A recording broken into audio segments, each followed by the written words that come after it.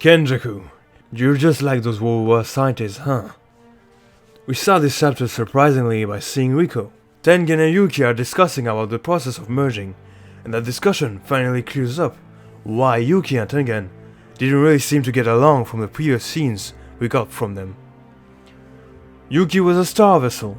She was supposed to merge with Tengen, but refused, which is understandable, seeing what Riko went through. We know how harsh of a sentence it is on a young person, that even clarifies their hate and her wanting to erase all of it, thanks to everybody becoming sorcerers and not leaking negative energy anymore. We still have yet to know how Yuki got out of the system, and how she avoided to be a merger. Maybe it is thanks to her power, who knows.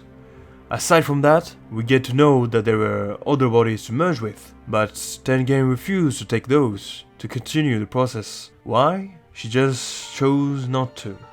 She felt like she had to let it go and let things happen. So naturally this frustrates Yuki. Tons of little girls were sacrificed for immortality, but she suddenly chooses to face reality. This comes off as a load of unfair BS to Yuki. But at the end of the day, maybe this was destined to happen. Tengen couldn't rely on these girls merging with her for all of the time, because there had to be someone to break it at some point. At the end of the day, they're just regular girls that could be easily killed off by a bullet. An interesting tease of Yuki's power is that Tengen asks for her to say what the star vessel could be saying, which Yuki refuses to say because she thinks she wouldn't care. But that seems to be wrong before their discussion is cut out by none other than Kenjaku.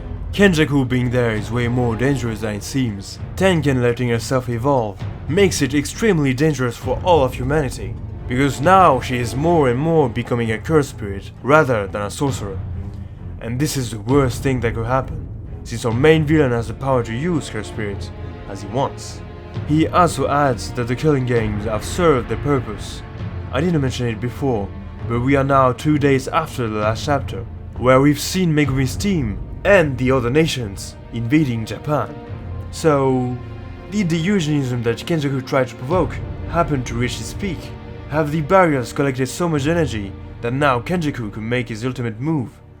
We'll have to wait and see in a few chapters it seems, because right now Kenjaku is facing Choso and explaining us once again the goal of the killing games in a more clear way. To summarize it briefly, he's just a scientist who is curious as to how cursed energy could evolve. He worked in tandem with cursed spirits and sorcerers, and tried many things, like creating half-breeds such as Choso, his brothers, and of course, Yuji. He seems to be interested in a new kind of energy. Maybe his hopes for Yuji come from that. One thing to note is that Yuji is technically born from 2 humans, and on top of that, Kenjaku was the mother this time. Maybe this is the special ingredient that made him a perfect host capable of containing Sukuna. Speaking of Sukuna, Sukuna was a bit weird on how Jutsu worked when he was fighting Jogo. He was surprised as to how Jogo could not understand what he was doing. Maybe Sukuna and other cursed spirits of his time were a step beyond that Kenjaku is talking about. They understand something deeper about curses, in contrary to everyone else, and can maybe create anything from their mind, or even destroy them like the angel. The last part is just exposing the madness that is Kenjaku's goal. It's just curiosity. Like a scientist trying to find things in everything. He just wants to find out what all of Tengen's fusion with the population of Japan could become. Could it be an enormous cursed spirit overtowering Japan? Or a clown walking within the streets? Who knows? He just wants to live through something exciting again, after 1,000 years of trying. So, what do you think will happen in the next chapter?